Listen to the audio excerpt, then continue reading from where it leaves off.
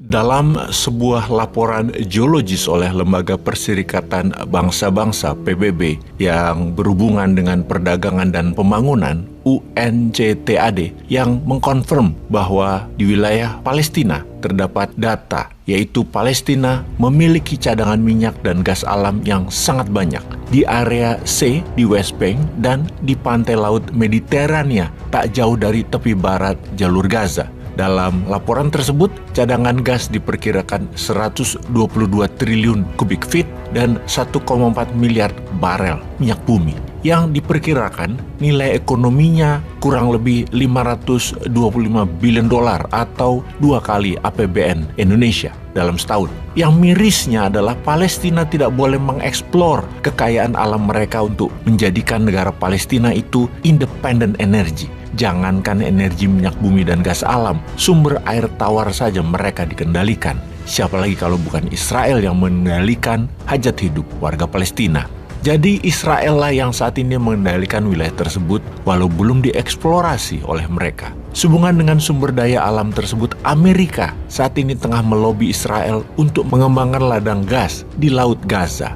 Di tengah perang di Gaza, Amerika menunjukkan wajah asli mereka, keluar tanduknya. Tanduk iblisnya langsung tertuju ke sumber daya alam Palestina tersebut. Bayangkan, di Gaza yang hingga saat ini masih digempur tentara Israel atau IDF, baik dari serangan udara maupun darat, di mana di dalam data terbaru oleh otoritas Kementerian Kesehatan Gaza, total 13.300 warga tewas dengan 5.000 lebih adalah anak-anak. Amerika dan Israel memang biadab, malah sedang buat deal tentang ladang minyak dan gas alam di wilayah Palestina. Saat ini penasihat energi utama Presiden Amerika Amos Hochstein sedang berada di Israel untuk membahas pengelolaan ladang minyak bumi dan gas alam, yang mana kalimatnya adalah hal ini bisa membantu perekonomian Palestina. Membantu dari mana, Cok? Amos mengatakan sumber alam tadi benar-benar bisa menjadi sumber pendapatan bagi pemerintah Palestina dan memastikan ada sistem energi independen untuk Palestina. Iya, tapi Palestina bayar ke Amerika gitu. Ladang minyak dan gas alam di Laut Gaza yang terletak hampir 32 km di lepas pantai wilayah Kantong yang terkepung di Levant Basin di pantai Mediterania jalur Gaza itu akan diproduksi oleh Amerika. Kan gila ini namanya. Bayangkan saat ini rakyat Palestina masih tidak bisa menggali cadangan minyak dan gas alam di tanah dan perairan mereka itu. Warga Palestina hanya memanfaatkan laut untuk mencuci pakaian dan mandi. Namun Amerika dan Israel lah yang akan memproduksi gas alam tersebut dan minyak bumi tersebut.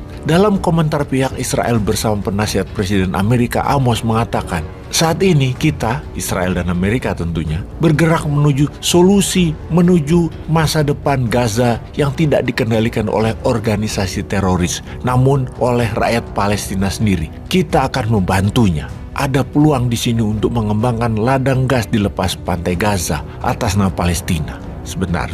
Bisakah dipercaya kalimat itu? Sementara itu, di kesempatan yang sama Amerika kembali menekankan negara Arab untuk tidak menggunakan energi sebagai senjata. Penekanan itu ke arah Saudi Arabia. Karena Raja Fahd, kakeknya MBS, pernah menggunakan senjata minyak bumi untuk memakan Amerika dan pihak Barat. Minyak bumi oleh OPEC, terutama Saudi, telah dijadikan senjata dari waktu ke waktu sejak komoditas itu diperdagangkan. Untuk itu mereka, Amerika, sangat mengkhawatirkan akan digunakan lagi minyak bumi sebagai senjata. Dan Amerika berusaha melawan hal tersebut. Namun kita tahu OPEC, apalagi saat ini BRICS, seperti dikatakan Putin, adalah senjata kuat untuk menekan Amerika dan Israel. Dunia memang saat ini sedang menghadapi dua perang aktif. Yang pertama melibatkan produsen minyak terbesar ketiga di dunia, yaitu Rusia, dan yang lainnya di Timur Tengah, di mana rudal-rudal terbang di dekat tempat produksi minyak. Yang sangat ditakutkan adalah sebentar lagi minyak bumi akan menjadi masalah karena harganya meningkat. Namun belum terjadi karena sisi produsen juga mengurangi kapasitas produksi, terutama negara yang pembelanja minyak bumi terbesar di dunia, yaitu Tiongkok. Sekali lagi kita ingatkan bahwa perang di Gaza bukan hanya perang Palestina melawan Israel, perang eksistensi warga Palestina atau pembantaian dan pengusiran Israel saja. Namun juga perang ini bisa dikatakan rebutan wilayah hidup dengan pembenaran menggunakan ayat kitab suci dari kaum Yahudi Israel yang mengklaim tanah Palestina. Namun ada yang parah, ada perang ekonomi yang menjadi ciri dari negara yang namanya Amerika. Kita semua mengetahui bahwa 90% perang dalam 100 tahun terakhir pasti melibatkan Amerika dan pasti di wilayah yang mengandung fosil oil. Harusnya kita belajar banyak akan hal ini. Bagi Indonesia, ini adalah kesempatan untuk main di kancah internasional. Biar Indonesia saja yang mengeksplor minyak dan gas bumi di wilayah Palestina tersebut. Biarkan Indonesia yang dapat izinnya. Lalu, biasa kasih ke Tiongkok kakak tertua untuk menyelesaikannya. Kita komisi aja, lumayan buat ongkos MK.